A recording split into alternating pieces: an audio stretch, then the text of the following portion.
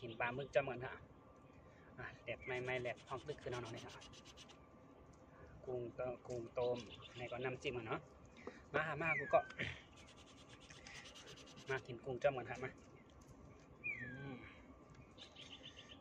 กุ้งตัวใหญ่ครับพี่น้องกินกุ้งจำเหมือนฮะเนาะต้มกุ้งมาตัวใหญ่ๆครับมันเนี่ยตั้งน้ำจิ้มเผ็ดๆค่ะมากูก็มาโอ้นี่ครับกินกุ้งตัวใหญ่ๆกันเนาะนะครับมาครับพี่น้องปลาหมึกครับ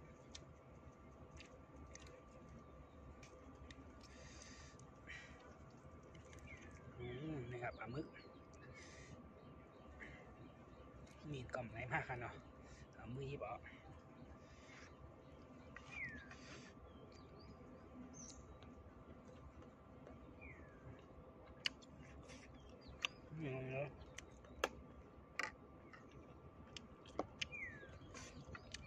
มาครับมาพี่น้องมากินหมึกย่างหมึกต้มครับ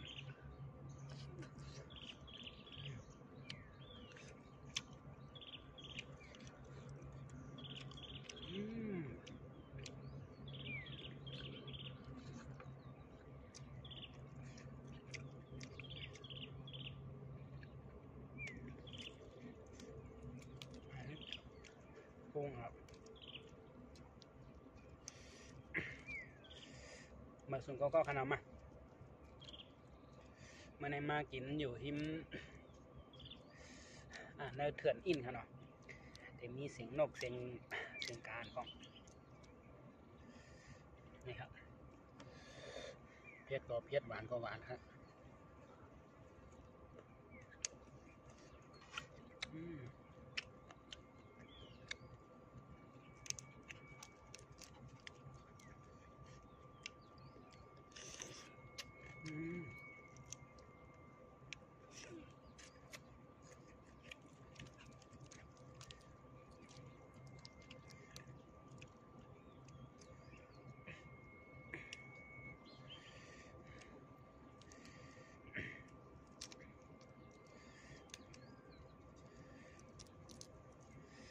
มาครับทำพองได้เขาทำงานเยอะเหมือนห้ากุ้งเลยนะ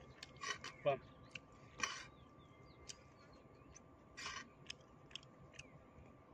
ห้ามบ่มาขานดิบหน่อยมาลดน้ำอุ่นต้มน้ำอุ่นต้ม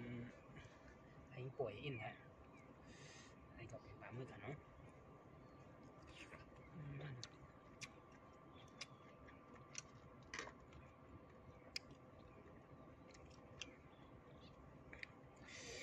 ต้มถึงแบดอินมันไข่โคตรหวานเนาะ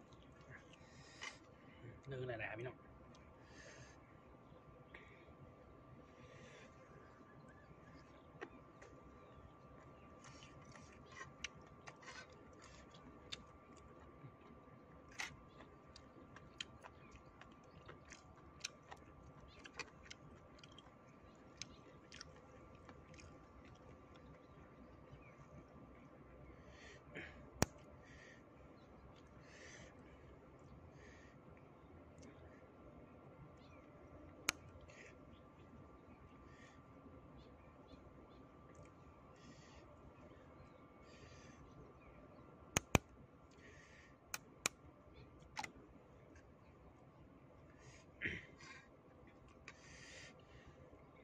แม็กมันทำพอลีแค่ไหนเนี่ยแม็กของเก่าครับจอยกันกดไลค์กดแชร์จอยกันด้วยบันนำอินครับเนาะหนังเฮ้อเตเจ้ามีเงินเตได้ซื้อแม็กมาอันใหม่ครับเนาะหนังเฮ้อเตได้มีของมาใหม่มาเล่นกันเนาะมาครับจอนแคนเราจอยกันด้วยกดไลค์กดแชร์บันของกันเนาะ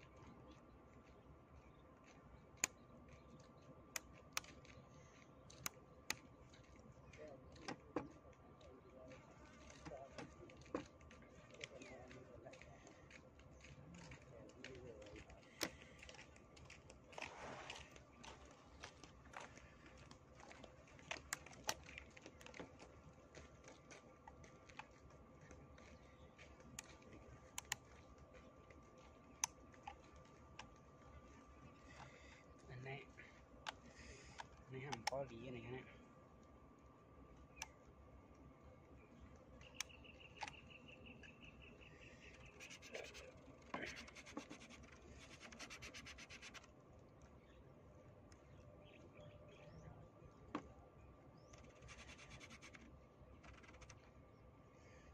กำทำอันนี้โอเคแล้วครับมาครับมาครับก็มามาส่งก็ขนมมากินกุ้งต้มจ้ำกันค่ะ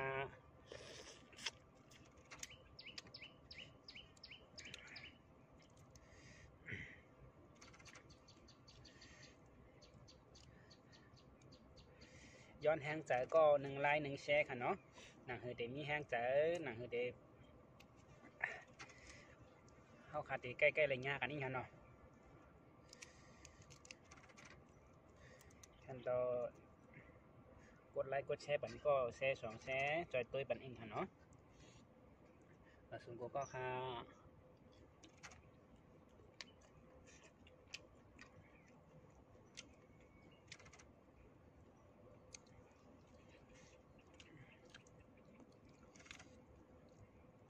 นะครับพี่น้องเนื้อขาวสดหลอดค่ะม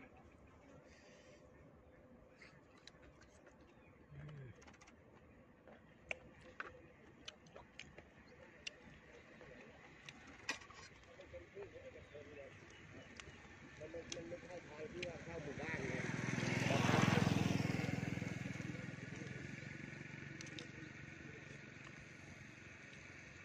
แต่มีเสียงก้นก่อกลับมาอีกค่ะเนาะก็ยำนำอย่านำค่ะ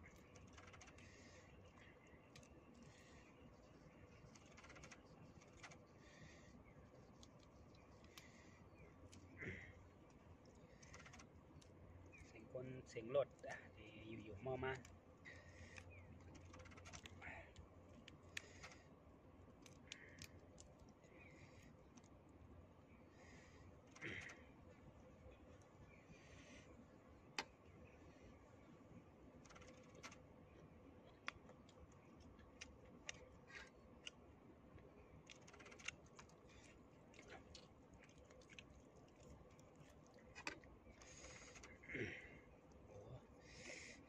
วิว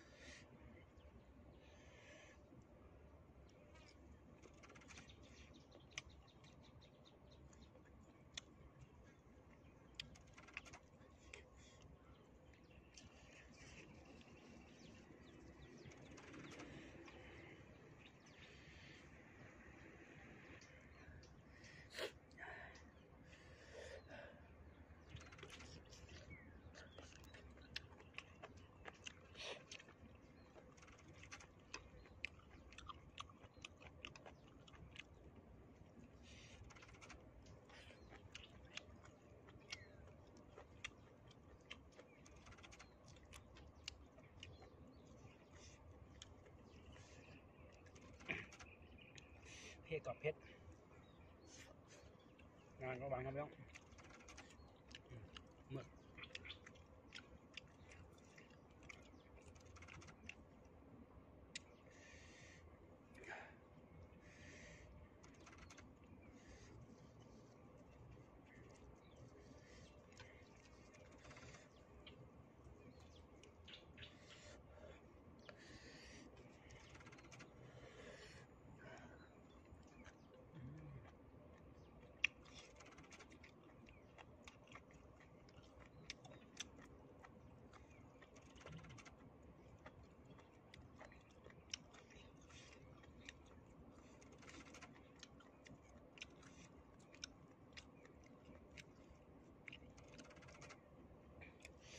กรุบครับพี่น้อง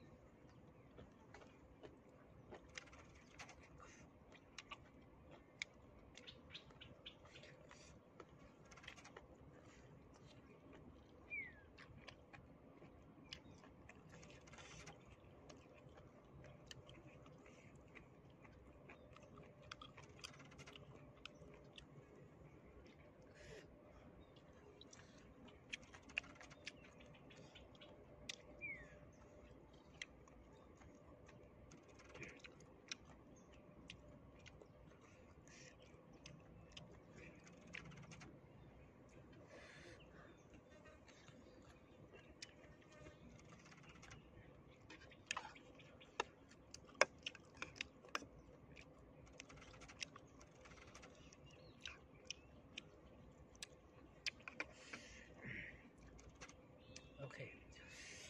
มันนี่ก็หมดลิ้นเอาครับพี่น้องเนาะเดี๋ยววันหน้าวันเลื่อนปอกหน้าปอกเลื่อนเขาจังไกลมาย่างเดี๋ยวขนมคนดำเมื่อไหร่ได้ย้อนดูไปมองหน้าก่อนค่ะมือซุงกูก็ค่ะบ๊ายบาย